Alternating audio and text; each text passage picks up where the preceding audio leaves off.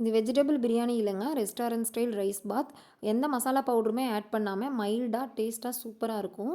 அதுக்கு ஒரு mixie jar எடுத்துக்கோங்க. அதில் கொஞ்சமாக கொத்தமல்லி, கொஞ்சமாக புதினா சேர்த்துட்டு, ஒரு 4-5 பல் பூண்டு, கொஞ்சமாக இஞ்சி, ஒரு பட்டை, ஒரு ஸ்பூன் சோம்பு, இது கூட காரத்துக்கு தேவையான அளவு பச்சை மிளகா, 2 ஸ்பூன் தேங்காய் துருவல் சேர்த்து நல்லா பேஸ்ட்டாக அரைச்சிக்கணும். நம்ம காரத்துக்கு பச்சை மிளகாயை தவிர வேறு எதுவுமே ஆட் பண்ண மாட்டோம்.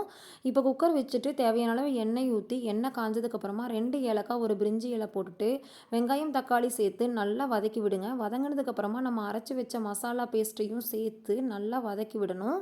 நல்லா எண்ணெய் பிரிஞ்சு வர்ற அளவுக்கு, பச்சை வாசம் போய் எண்ணெய் பிரிஞ்சு வர அளவுக்கு நல்லா வதக்கணும்.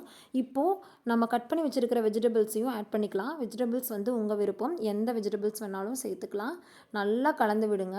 மசாலா கூட நல்லா கலந்து வரணும். இப்போ அது கொஞ்சமாக உப்பு சேர்த்து கலந்து விடுங்க. இது கூட நம்ம அரிசிக்கு தேவையான அளவு தண்ணி ஊற்றிக்கலாம். நான் இன்றைக்கி நம்ம வீட்டில் செய்கிற சாப்பாட்டு அரிசியில் தான் செஞ்சுருக்கேன். அதுக்கு எவ்வளோ தண்ணி தேவையோ அந்தளவு தண்ணி ஊற்றி, தண்ணி நல்லா கொதி வந்ததுக்கப்புறமா அரிசியும் சேர்த்து, அரிசியும் தண்ணியும் சேர்ந்து நல்லா கொதி வந்து ஈக்குவல் இதில் வந்ததுக்கப்புறமா மூடி போட்டு சிம்மில் வச்சு ஒரே ஒரு விசில் விட்டு இறக்குனீங்கன்னா சூப்பரான ரைஸ் பாத் ரெடி.